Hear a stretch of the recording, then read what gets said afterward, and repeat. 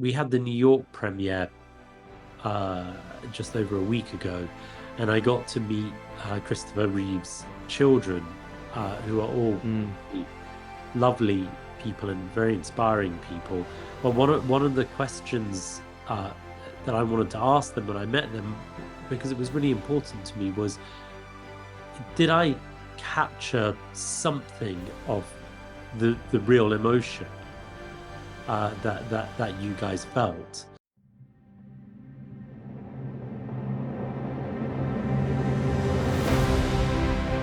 Welcome to Kingdom of Dreams podcast. Thank you so much for joining.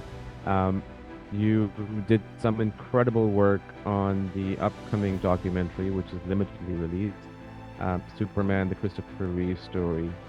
I saw it yesterday, thanks to Warner Brothers with an advanced screener, and I could not tell you how much involved I was in the film.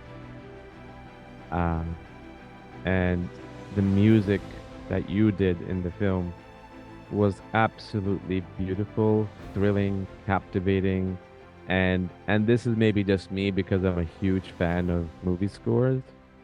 When the credits started rolling, I just felt, and please don't take it in any way, I just felt to me for the first two or three notes, I was like, is this Star Wars? Is this Luke Skywalker theme? Is this Superman? And then it just went on its own, which was really beautiful for me. I really enjoyed it. So thank you so much.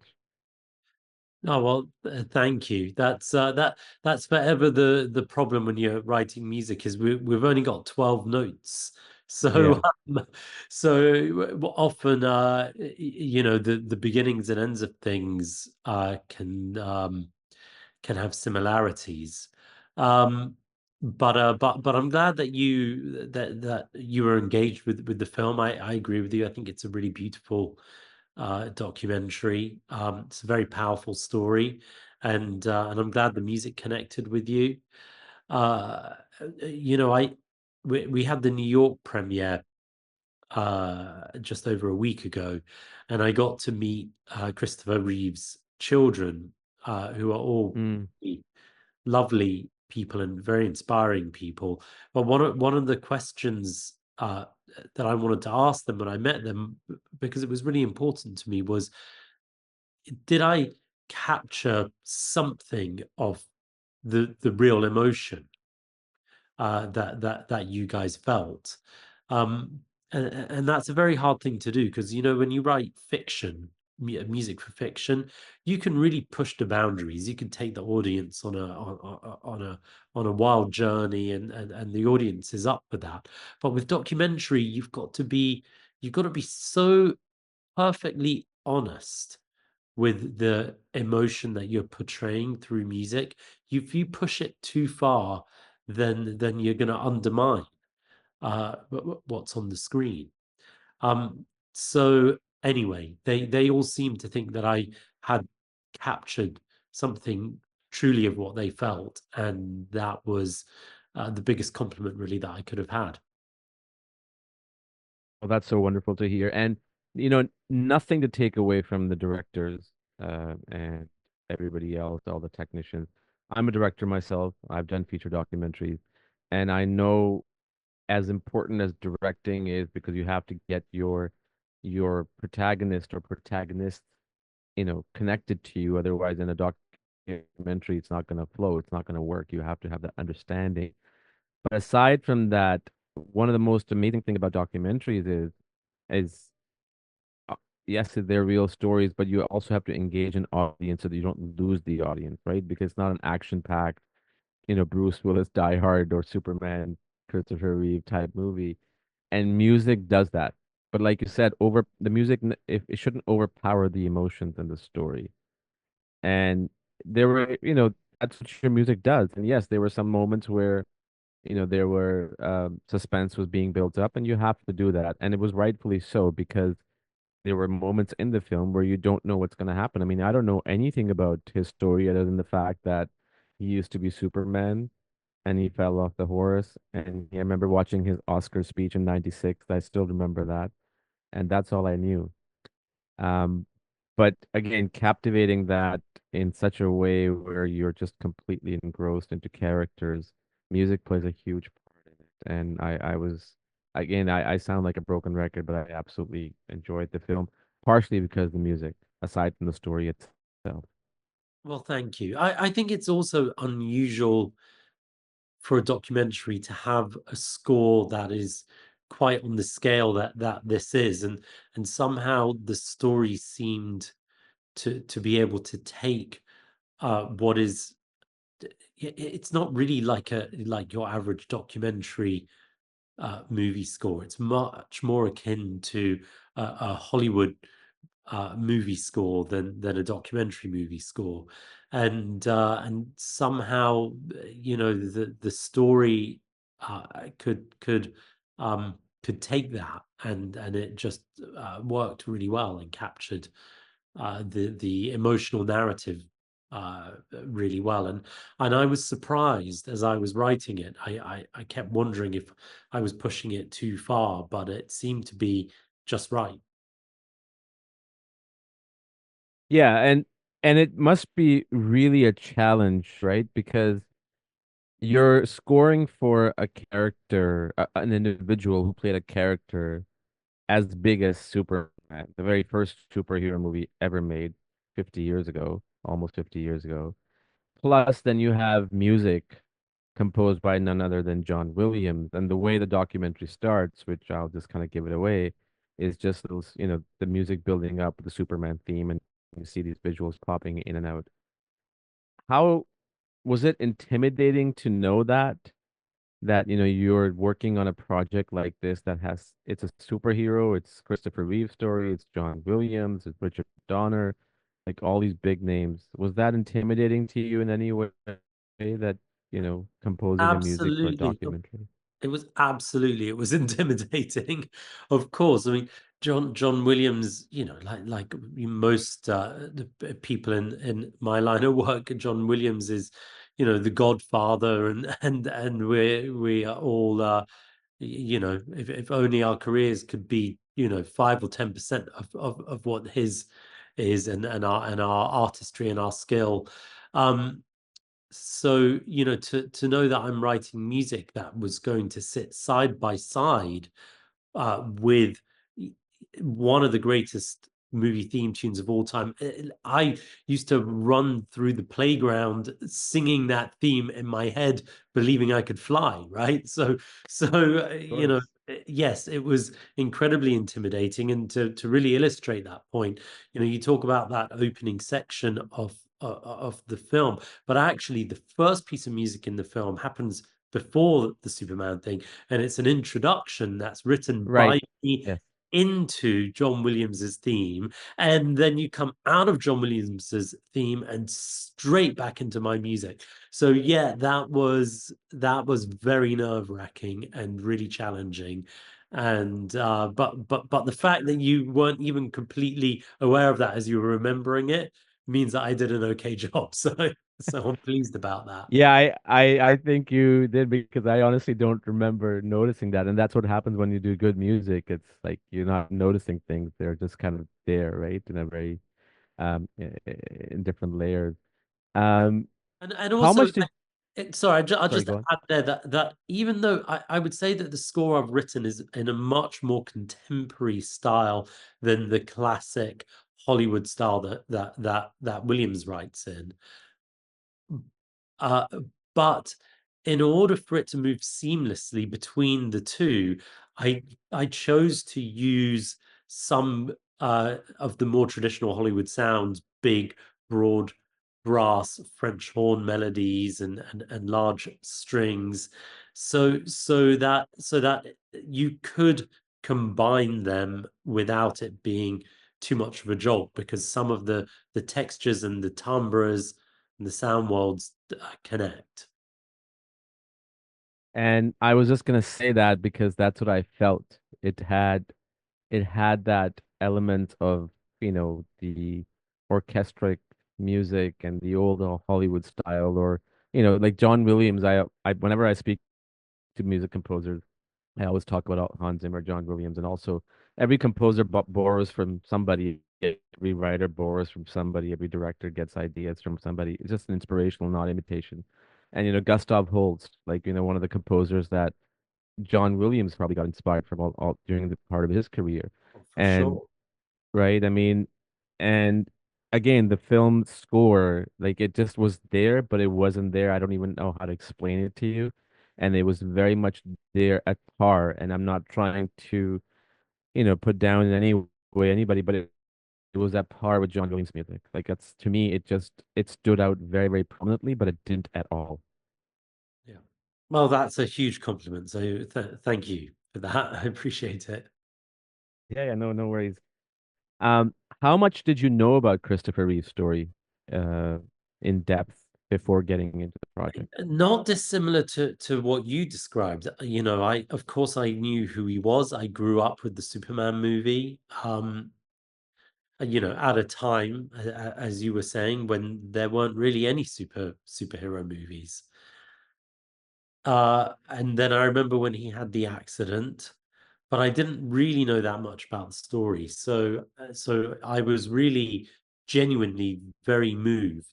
And then you know, when I started when I saw the initial cuts and started to talk to the directors about it, but then it became about, well, how do we really solidify the narrative? And that's one of the things that I love about working with Peter and Ian, the directors. I've done one project with them before, um, and they're great collaborators, and and I really feel like, but you know, between us and Otto, the editor, we really helped to shape the whole movie because, you know, for me, it's always about narrative storytelling through the medium of music. I'm telling the emotional narrative. That's where I can help and I can shape things. And I very much come from the world of narrative storytelling. I studied English literature alongside music at college, at university, and and I read constantly. So my interest is in narrative storytelling, and and I really like being part of a team where we can mold that together.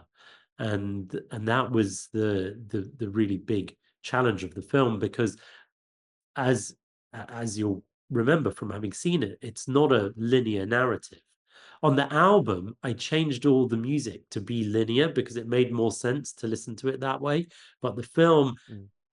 it jumps around in quite a complicated way, and that was a real challenge to for all of us, I think, to make that work.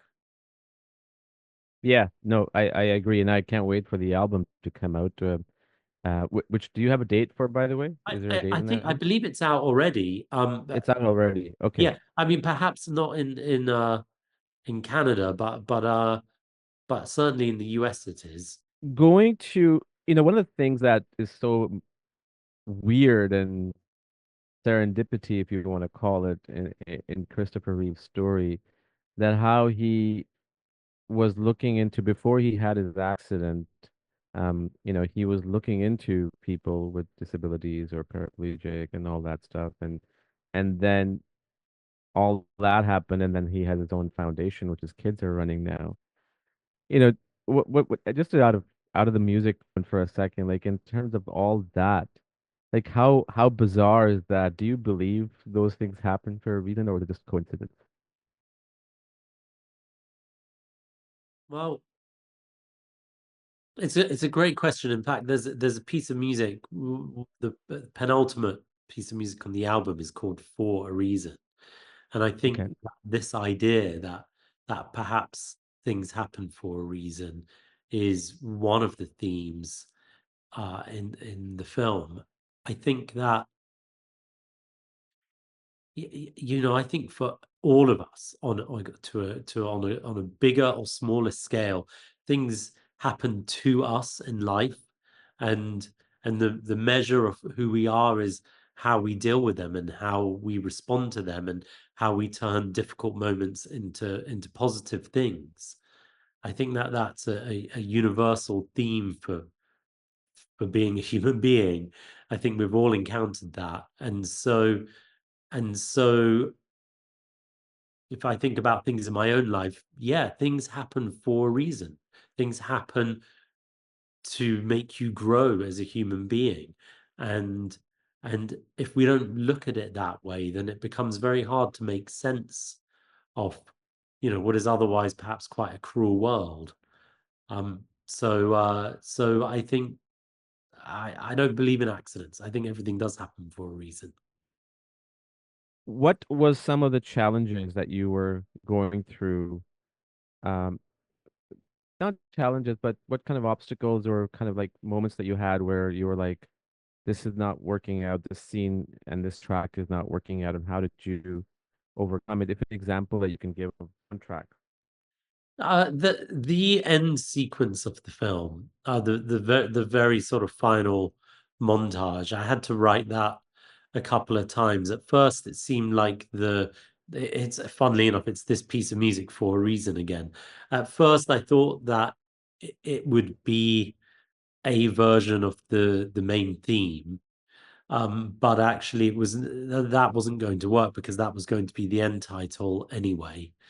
Um, so I went through a few iterations of it, and came up with that last piece of music that just starts really intimate, um, with some electronics and me playing the violin. I played a lot of intimate violin parts on it, um, and that was perhaps the most challenging part of the film to score. And, kind of going back in time, Ian, what was the catalyst in your life that determined that you want to make music for the rest of your life? Do you remember that moment? Well, yes, I remember being a teenager with my friends, and we all, but- some of us played guitars, one of us played drums, some of us sang, and I just wanted to be a guitarist in a rock and roll band. And Mm. then I got given the opportunity to work for a composer, and almost kind of by accident, I fell into the world of film scoring. Uh, when really I wanted to be a guitarist in a rock and roll band. Have you done something similar in terms of guitar? Yeah, absolutely. I mean, I've always worked with bands. Anyone who, if you look up my career, you'll see I've collaborated with all sorts of people from, yeah, Coldplay to Muse to David Gilmour from Pink Floyd, Annie Lennox, Katie Tunstall, Tim Wheeler from Ash. I've done a lot with Ash over the years. So lots of different bands. And and I've always written songs, and I have a space show that I do called Space Station Earth, and I play synths and I play guitar in that as well. I get to play. I've got a Gibson Flying V, which is, the guitar that was inspired by the space race, and I always dreamt about playing that on stage. And then a couple of years ago, I got my moment when we did Space Station Earth at the Albert Hall, which was just fantastic. So yeah, some dreams do come true. Think dreams do come true, period, if you put your time and effort into it. Um, and obviously you have to be sometimes a little bit lucky too, but you become lucky after you work hard. Otherwise, you don't get lucky. That's Um, very true. you know, which yeah, where do you find yourself when are you in your element? And I'm not trying to put you on spot. Is it scoring or is it when you're working on Pink Floyd album or Coldplay or just being in a band or I, I love, my career is eclectic, and I love being able to move to different things. I love that, one day I'm writing a movie score, the next day I'm, in a theater with ballet dancers because I'm writing a ballet. And I really enjoy that diversity of experience. And for me, these things, changing up the creative environment is what helps me to be in the moment. So even when I'm working on a film score or a video game or a TV show and I'm sat in my studio, I don't use the same templates. I don't work in the same way. I always rebuild everything from scratch so that there's a challenge of learning the environment. It's a bit like you guitarists will know what I mean. You get very used to picking up a guitar and playing. Your hand immediately goes to certain chord shapes. But if you just change the tuning of your guitar a little bit, then you're kind of lost. And that's immediately a more creative place because you've got to discover new shapes, new ways of making nice sounding things. And so I like to try to change and involve my environment as much as possible to keep my creativity fresh. That's amazing answer. Thank you so much for sharing that, man. I appreciate it. You mentioned Pink Floyd. This is just something I remembered. I came across this couple of months ago, and this is completely off topic. Have you heard of the Dark Side of the Moon and it's syncing up with Wizard of Oz? I've never tried it. I've always thought about trying that, but yes, for 25 years I've been hearing about that. Does it work? Have you done it? Yeah. No, I haven't done it, but I saw an example on YouTube for the opening sequences of Wizard of Oz when she's in the black and white world, and it does. It's crazy. I mean, I saw like 3 minutes of it, and it was like she would move from one spot to another, and the music will start moving, and she'll stop, and the music will stop.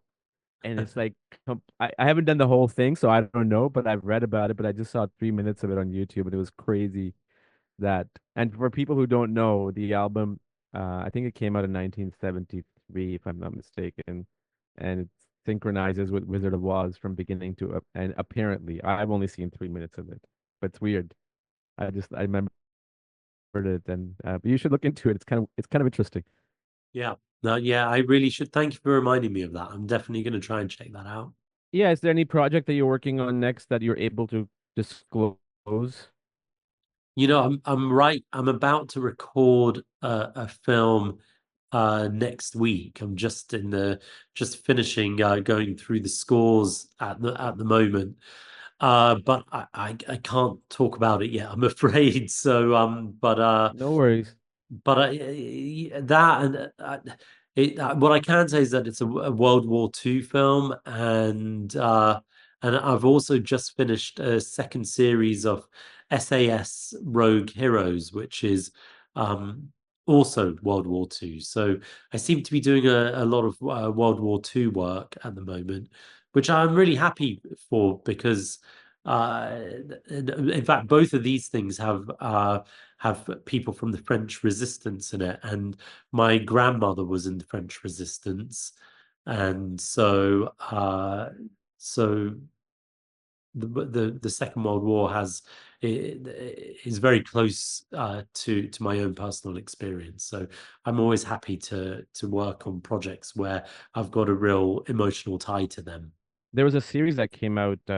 It's based on a book. Came out. It's about the French Resistance. Came out late last year or early this year on Netflix. All the Light We Cannot See. Oh yeah, I've heard about it and really want to read that. I haven't read the book, but I thought the series was really well done. And I didn't really do well. I don't think it was received really well, but I thought it was really well done. You know, the story itself is kind of captivating, but just visually was beautifully done. But yeah, if you're into reading books, read that first and then watch the series. Yeah. Awesome. Just as we wrap up, what do you hope for people to walk away with when they watch Superman, the Christopher Reeve story? I think that it deals with a lot of human topics that are no, no that's a terrible way of answering that question. Let me start again. I think it deals with a lot of uh human experiences that are shared, like deep running emotional experiences. And so I think people walk away with slightly different things from the film, but I think that that's part of what's beautiful about it.